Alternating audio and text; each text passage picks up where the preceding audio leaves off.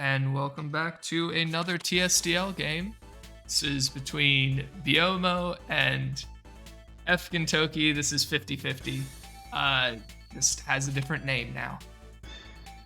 But this is for season 12 of TSDL, and we are starting off with an Aboro pick. So we're gonna have a nice slow game to begin with, it looks like.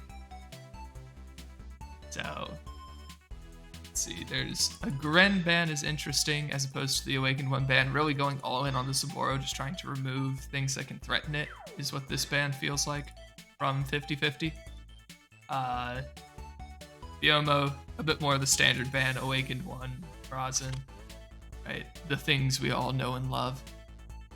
50-50 not got a lot of healing outside of that Rosin to support this Saboro, but assassins are dropping left and right. So if there's nothing that can hit the Aboro, it doesn't matter if you don't have a healer for the Aboro. Leon gonna be the choice from BeoMo into the Christie. Makes sense, it's pretty good there. The disruption from Leon teleport can potentially open the Saboro up to getting picked off. Does leave options like the Kyra or the Anyas open. There are some nice defensive options if you want to go all in on hurdling with the Aboro. Leon is here. Leon's pretty bad into Awakened One, so probably not going to see that. Gren is okay, but again, not amazing into Awakened One. So we'll see what 50-50 wants, if they want offense or defense. Looks like it's just going to be a Mew. Try and get some more support for the Aboro. BeoMo's side, looking to just get in there, go hard. Right, has the Rosin and the tanks, but you really don't want to pick this against a box that's looking to just drop an Aboro like this. Right, you really don't. You're going to be left these picks at the end anyway, so you don't want to pick them early. You don't want to have to slow down. They're, again, very on theme for the not slowing down the offense. We'll likely see the teleport set being run on Awakened One here just to help these units engage as soon as possible. This isn't a great Leon map, so he will need the extra range assist. And second tank gets picked up for 50-50. Yeah, it's Aboro all the way. Aboro is the only unit here that 50-50 cares about. Right, they're gonna end up with a Adenkamo or a D-Heart. Looks like they will go D-Heart, but this is not here to do very much. Right, Aboro is gonna try and win this game with the help of 2 tanks, and maybe a third if Mew does her thing correctly.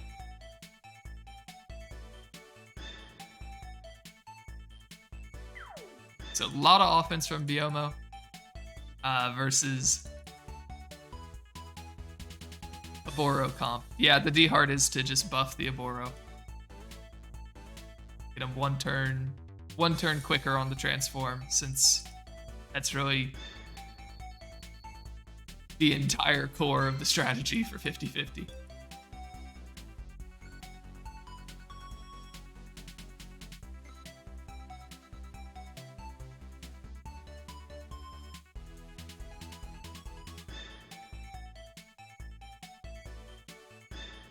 Being player 1 here is very nice for 50-50. Just having the opportunity to set these tanks up and position them before like Leon and the gang actually get to reach you. Right, that's always a huge advantage versus this kind of rush style.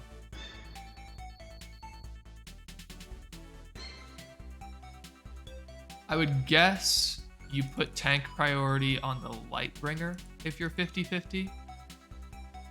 Right, so you have the Lightbringer take the Leon hit rather than the Christie. Maybe you just put Christie and give Christie priority and let Christie die to the double tank bust. No, it is going to be Lightbringer with priority.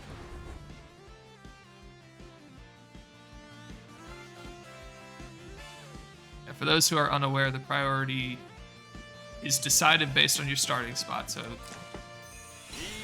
essentially each spot has a number, and the lower number has priority. So it goes 1, 2, 3, 4, 5, 6, 7, 8. Excuse me, camera, please. Okay. Have my camera back. Thank you. 7, 8, 9. So the lower numbers have priority. So if you want a tank to be the one guarding, you need to have them in general up, and to the right. If you're up and to the right, you'll typically be the tank that's actually guarding.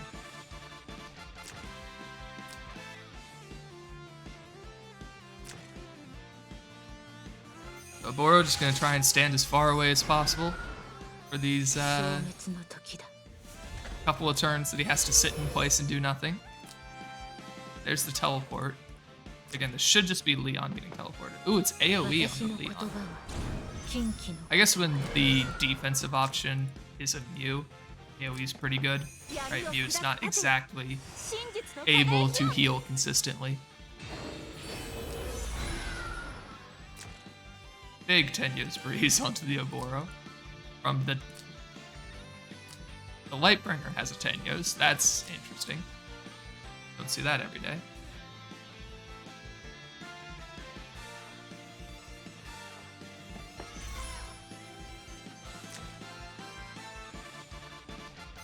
Drop portals on top of the team so you can click the explosion or even black hole if you can run in.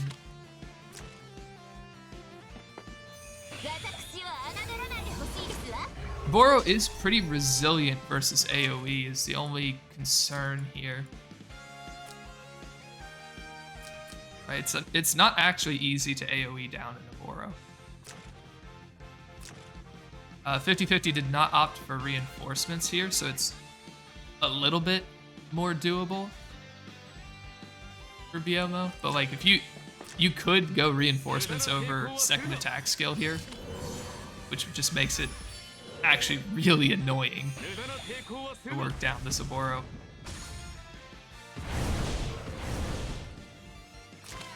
There's the first hit, big damage to everything, but again, Oboro takes about half, right? It's not insignificant.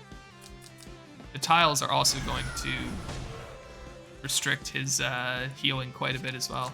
Every turn that he just ends turn on these tiles, he's taking damage. And in comes the Zerida. Oh, Zerida has an AoE as well. Okay, yes, this team is just gonna drop. Yeah, it's just too much damage. With this coming in on the back of it, it's too much damage. The Oboro basically has to jump out here. Right, the Oboro has to jump out now, but you're never going to beat the Lightbringer if you jump out now.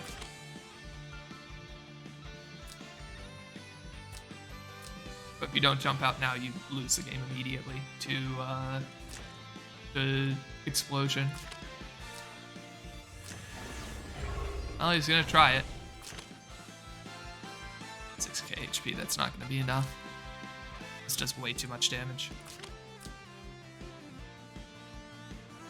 Did not get the command effect set up either. Oh, actually goes for the D-Hard. Interesting.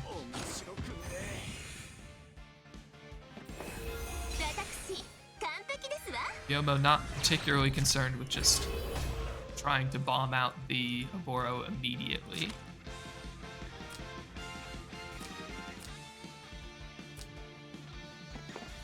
Just gonna take advantage of the Leon to keep doing chip damage while breaking apart these tanks.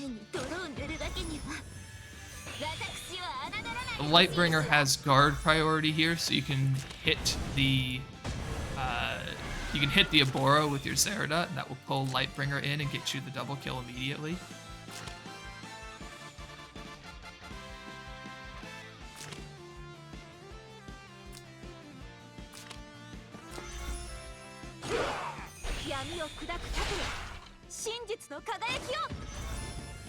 See if that's enough healing.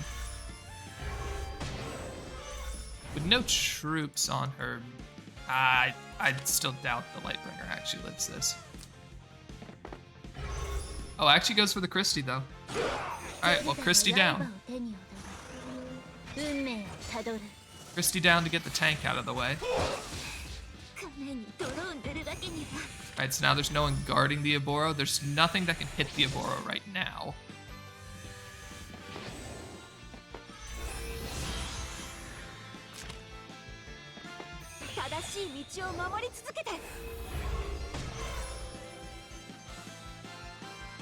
Alright, can you take this AoE? If Oboro can take this AoE, 50-50 might get there. I think 50-50 gets there if they take the AoE. Alright, well, Oboro will get to... Yeah, Oboro should get to come out.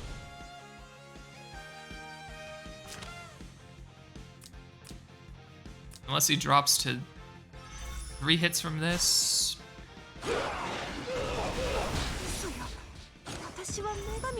Let's see.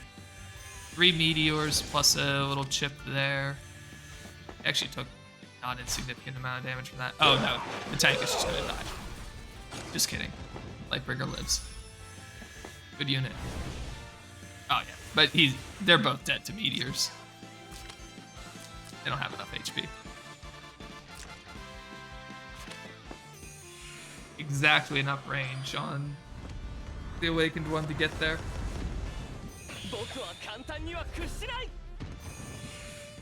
Dang.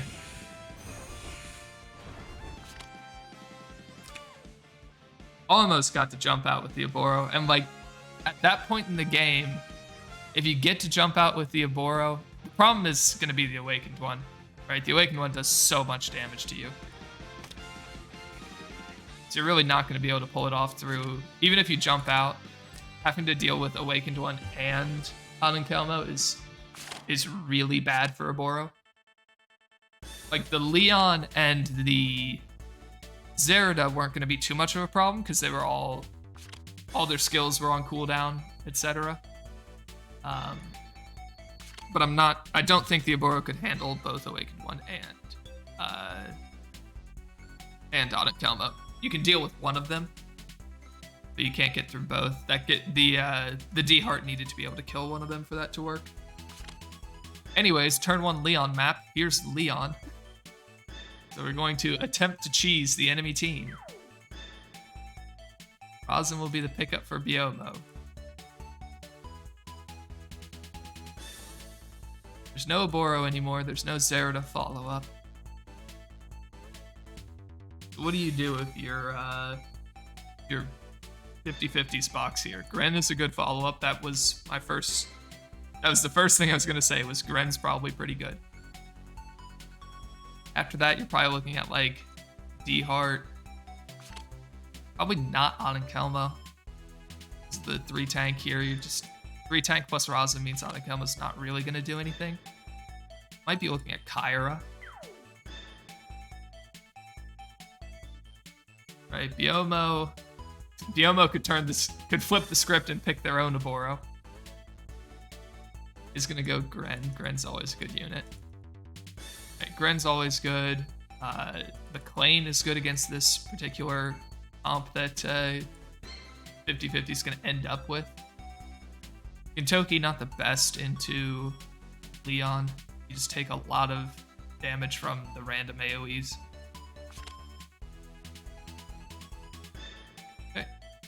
50-50 gonna force the tank pick by banning out Hilda. Right, this is something you commonly see against 3 tank boxes, is you'll ban a DPS and a tank. That forces them to pick one of their remaining tanks, and then you get 2 more DPS bans. So you essentially get 3 DPS bans before they can pick their next DPS instead of 2. Sometimes you will see people call this bluff and just not pick a tank if they have something very valuable that they want to pick, but I think BeoMo will pick a tank here with the Rosin already on deck.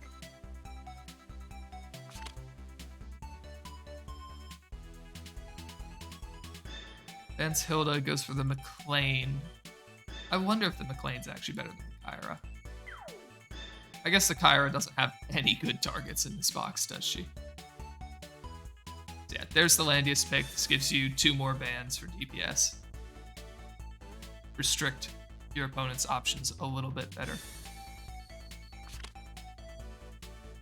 There goes the Oboro, yeah. The Oboro pick was actually pretty threatening. So that's a good ban by 50/50. And then picks up their own Rasen, because, hey, there's 3 tanks still left. One of them's getting picked here. BeoMo probably is just choosing which tank to give 50/50 at this point. There's no real reason to ban the Anyas. Your opponent's never going to pick Anyas when they already have the Rasen. That would just be a bit passive. Right, you don't really get the full value out of either of these units without a tank.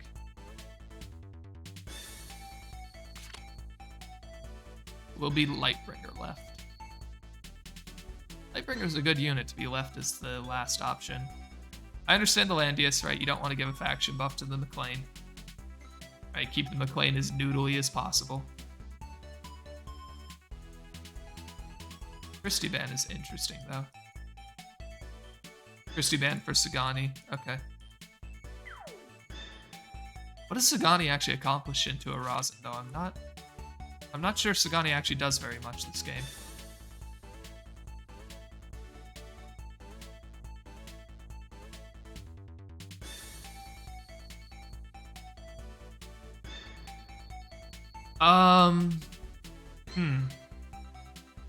I think I like 50/50's comp more here, because all 3 of these units aren't great into Lightbringer.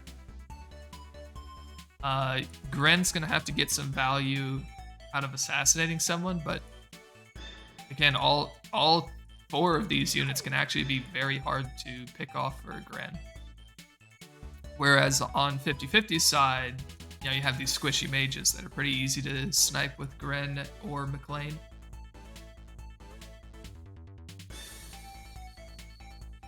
I kind of like 50/50's side a bit more here.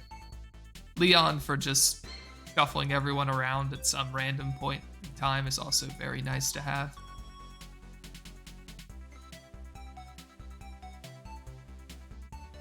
I'm pretty sure this is a Lance or Landia, so he doesn't really fear the Leon offensively. It's more the Leon utility that's to be concerned with.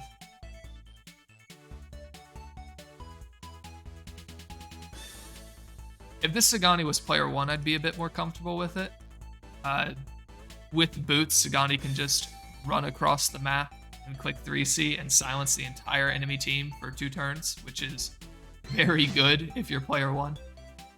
But as player 2, you can... If you're player 1 with the Rasen, you can just click the Rasen button if you think your opponent's going to try and do that with their Sagani, which it is a boots Sagani. So Sagani is trying to do that if it's player 1.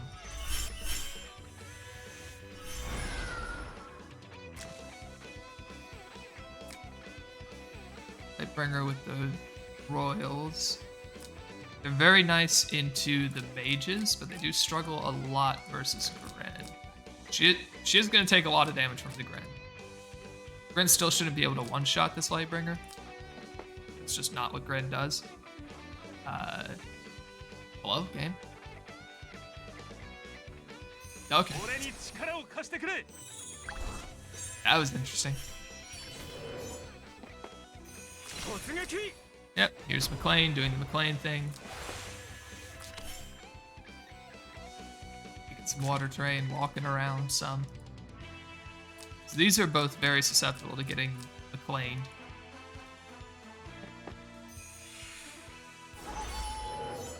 Oh, did McLean just lose a life? No, this Sagani does not do that much damage. Never mind. Apparently he does. Wow.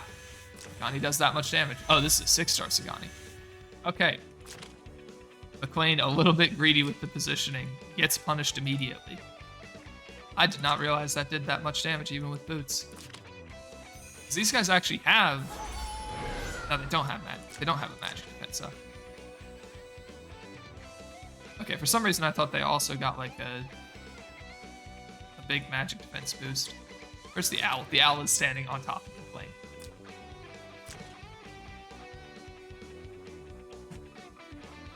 Yeah, 30% damage up is pretty good. I think 50-50 might have been surprised by that as well. Didn't really expect to just lose a life on McLean. They also might not have realized that they were even in range. The boots Sagani. Yeah, I guess I would have figured that you would need a faction buff to actually pull that off. So that's definitely a big loss, because this McLean is pretty important. You still shouldn't really be susceptible to the Gren.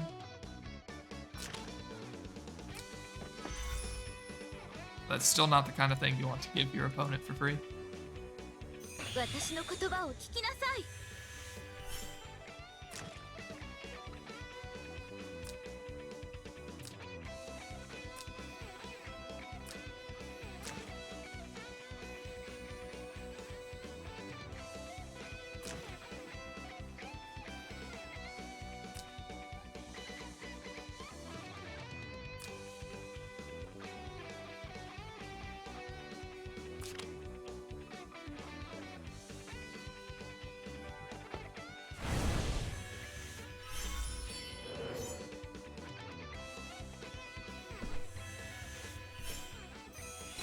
Hey, let's go ahead and get the breeze now, so she's currently not threatening anything.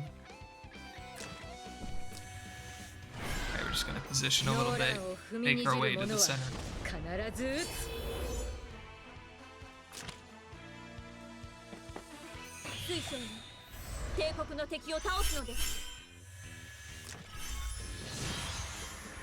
Oh, he's strat, huh? Guess that makes sense. That Lightbringer has 1,300 defense. That's a lot. That's a lot. Wow.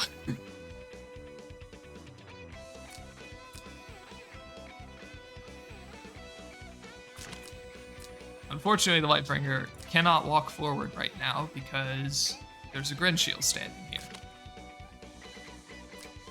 Of course, the same is true for the Landius. No one can really walk right now because Gren Shield can just kill them for trying. Rain applied doesn't slow Gren Shield down though. Just another reason why Gren Shield is such a good unit. One of the few units right now that is never slowed by Plane.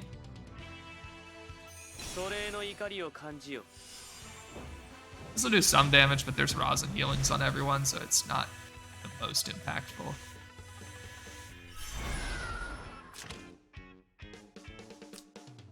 Hey, 10 years breeze on the Auden Kelmo. 2, 3, 4. Portal on the tower means that Auden Kelmo cannot not shoot from the portal directly.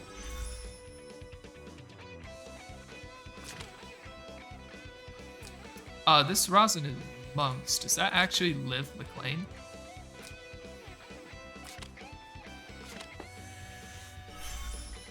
Okay, Anakelmo gonna take a pot shot on the Lightbringer after she takes a little bit of chip from the owl. Let's see how much this does. It isn't gonna do too much into. Oh my. Are you not Tiamat or something? Oh, it's not Tiamat. We saw its mirror armor. That's why that does so much.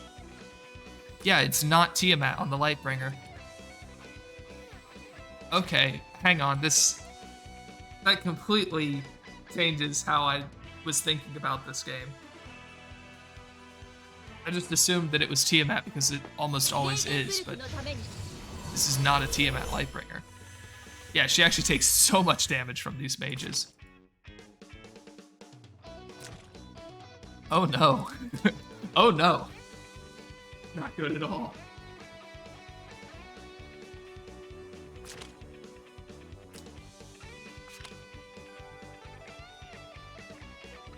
The Grin can actually stop Landius guard here.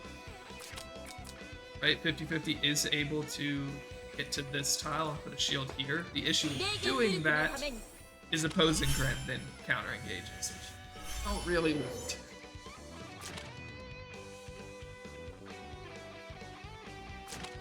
And Gren usually is not great at killing Gren. Right, usually these units just bounce off each other. Well, here we go. 50-50 after witnessing their Lightbringer almost drop to a single hit. Feels the need to do something here. It will be kill Sagani. Do you just lose Leon for this though? And it is werewolves. He is on a forest. He's also not at full HP. That's gonna be the attempt, is Leon. Oh yeah, werewolves I don't think are at 70%. This should just be gone.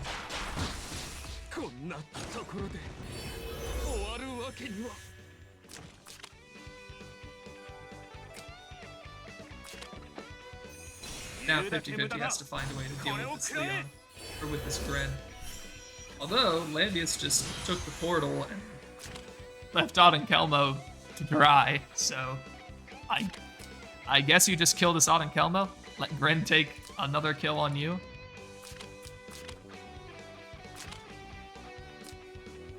And then try and break through the Gren.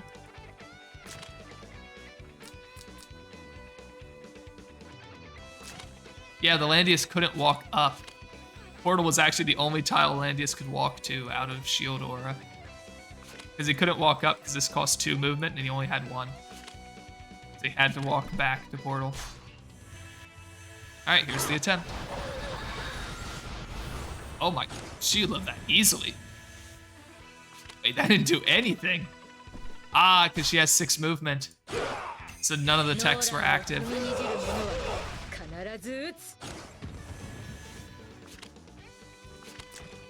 Yeah, so Gren needs to have more movement, both for her own talent, 25%, and for Falcon's 30%. But because of this Tenuous Breeze, she did not have more. Right, she had less movement. Gren actually doesn't need to have more, she needs to tie. If Gren ties, she gets all her boosts. But since she was lower across the board, she just bounced off. Now you can just break the shield with Rosin and then take the kill with Kelmo. Or do this. Yeah, at full HP with Windblade, Kelmo just kills Gren anyways.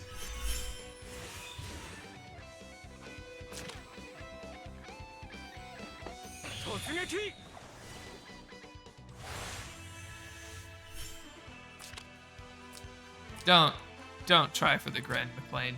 It doesn't work. You know that it doesn't work. We all know that it doesn't work. Oh, here we go. Saving Air Slash. What, here? Oh, he... Okay. I guess he did save Air Slash. Huh. Yeah, that does seem like a strange decision.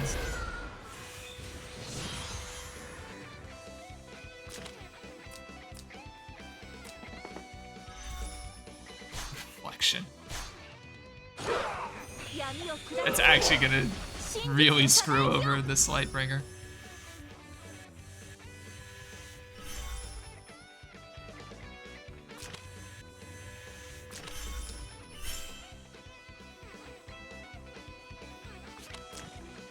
Not exactly a lot of damage available here for 50-50.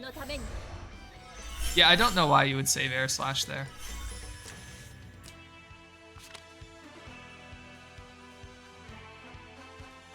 Because by the time that you can do something again, you're going to have... Right, you're not going to be doing anything until you have your shield again. If you have the talent boost, then you don't need Air Slash to get that kill, so that might have been what they were expecting to happen. Right, they might be used to having the talent boost there and not needing to use Air Slash.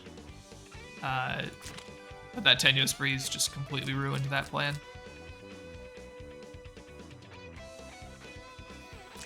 But again, there's nothing that you need to save Air Slash for, because you don't want to be Air Slashing into the Landius. Right, you're not going to do anything particularly meaningful by trying that.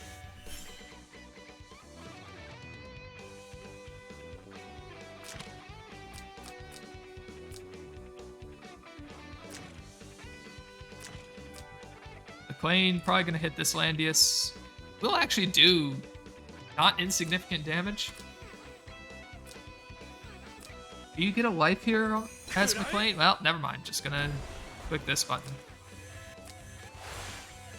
Set up for the assassin skill. But you cannot move again, McLean. You are in Landius aura.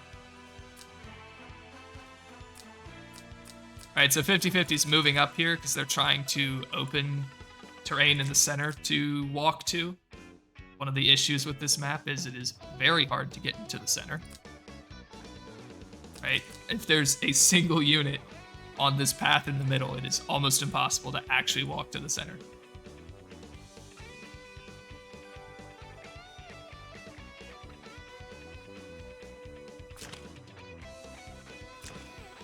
Gren can't exactly attack into this McLean, though. Right, she doesn't have the HP right now. Landius definitely doesn't want to attack into this, so there is still the threat of Anakelmo just dropping at the start of the turn.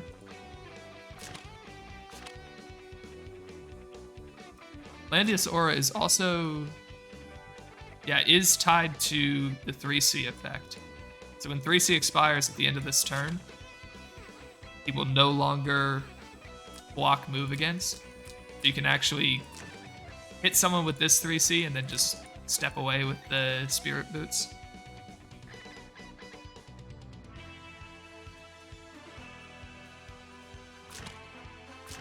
So yeah, McLean kind of has choice of targets here. I imagine you want the Anakelmo the most. Ooh, is Gren just gonna kill herself for this? Yep. That will save the Anakelmo for a little bit.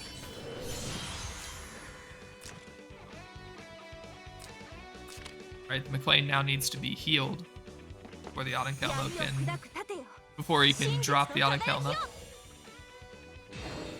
That gives you a chance to punch into this Lightbringer. Oracle is up, so that will just kill Lightbringer. So you get one life here. Or not. Well, you still can get one life. This heal needs to go into McLean. This is not Tiamat Creamy. This Lightbringer went from full HP to 40 last time that she got hit with Oracle. This is a mirror armor Lightbringer. Now, if you mean no way this kills, you would also be correct. You would be correct.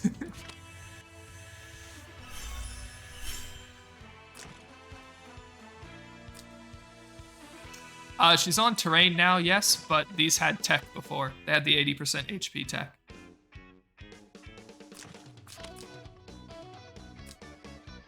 Now, at this HP, it obviously is not going to kill.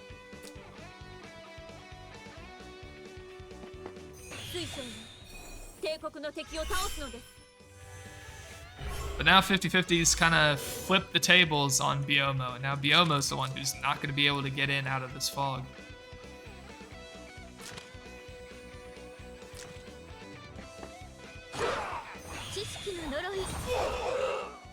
Oh my god, he lived that. I don't think 50-50 expected to live that hit.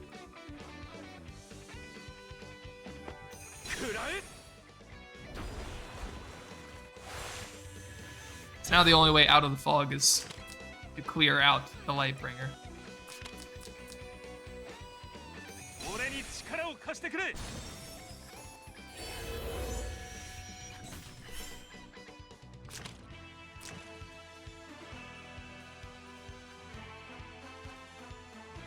Yeah, she needed to be close to her portal to get the damage up.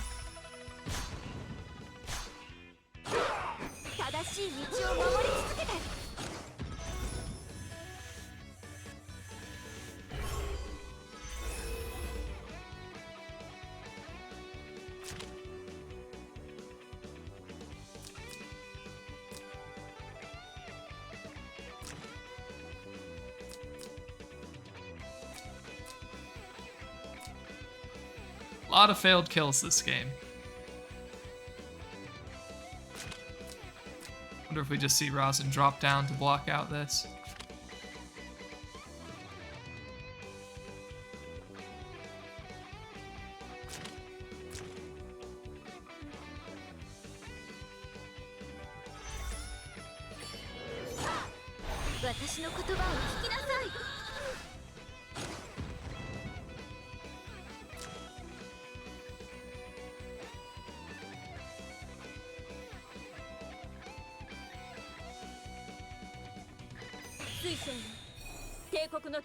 That's an interesting target for heal.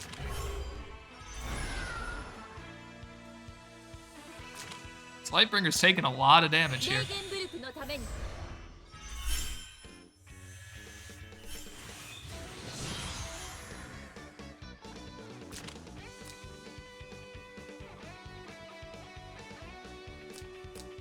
Gonna attempt the Odenkelmo again.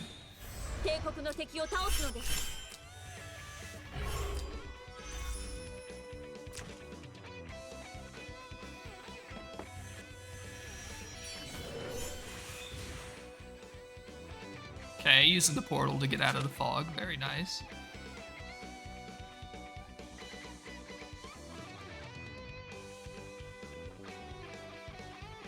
BeoMo does have a pretty substantial damage lead here.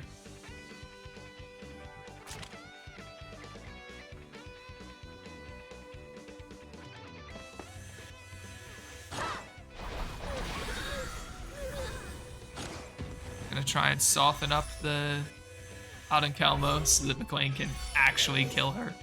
Ooh, that's probably a big Tenyos. King's Crown, not attack buff. Yeah, the Lightbringer's now struggling to get into center again. That did a lot. Even through crystal healing. Alright, McLean, you gonna try again from 80%? Still?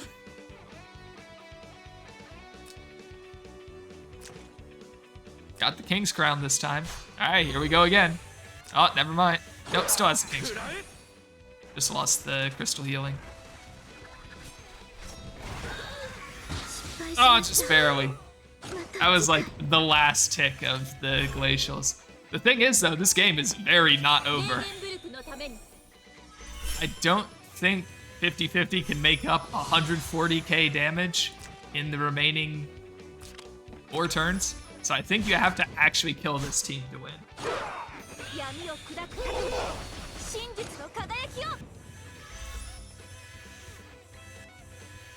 The issue is, how do you actually kill this team? It still has a Rosin on it.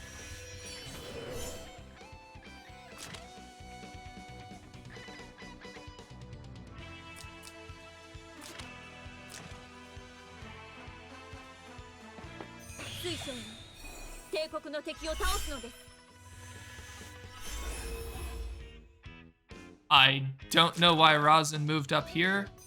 Okay, that could have just been a dead rock. I guess if you're 50-50, you're hoping that BeoMo takes the opportunity to lock your Rosin into the fog.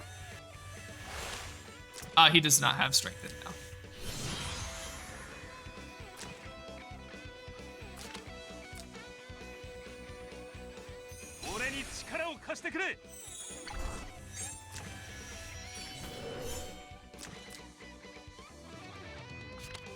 Yeah, it is light flow on the Lightbringer, not strengthen. Which strengthen should have been pretty free this game.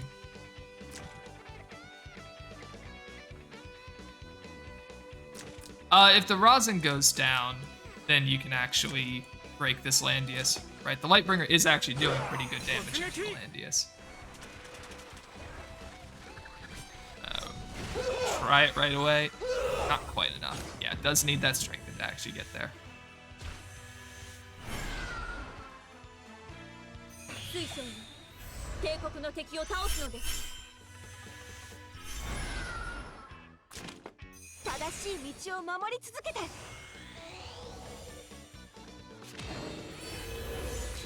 And now there's not enough turns, because you need 2 turns before this can use another skill. 2 turns before it can fail the Rosin again. Just not getting any meaningful damage into this Landius in the meantime.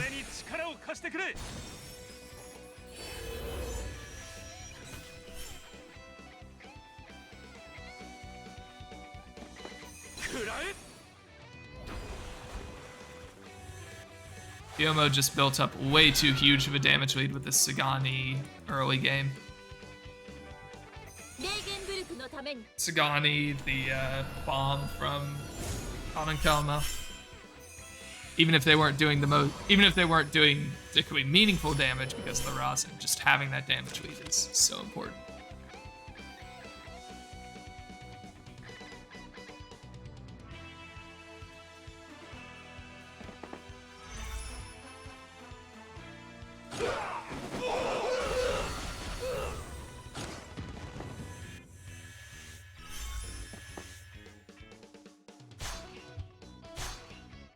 Into the Lightbringer as well. She almost kills herself there.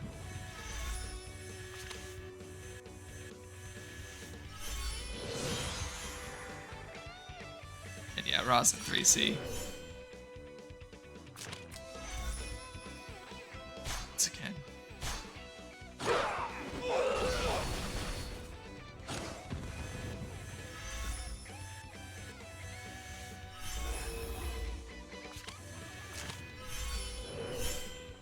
How many turns are left? 2. Yeah, there's no way you can get through the Rosin even if you... Can't get through the Landius and the Rosin here. It's just going to be too much.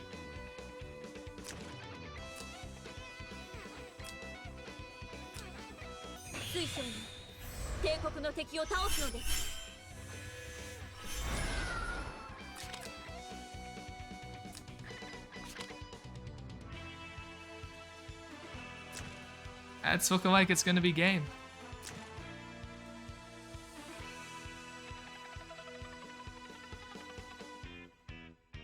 Yeah, I feel like 50-50 had some opportunities to win this game, but really needed to, like, not save Air Slash over here. This is just a basic attack, so that's never going to do anything.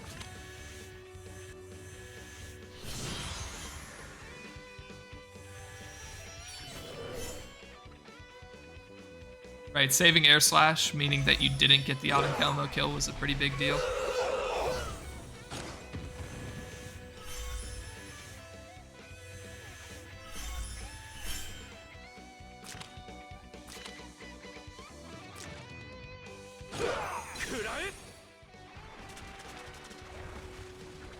Guard is down, so you get to kill the Rosin, which is cool, I guess.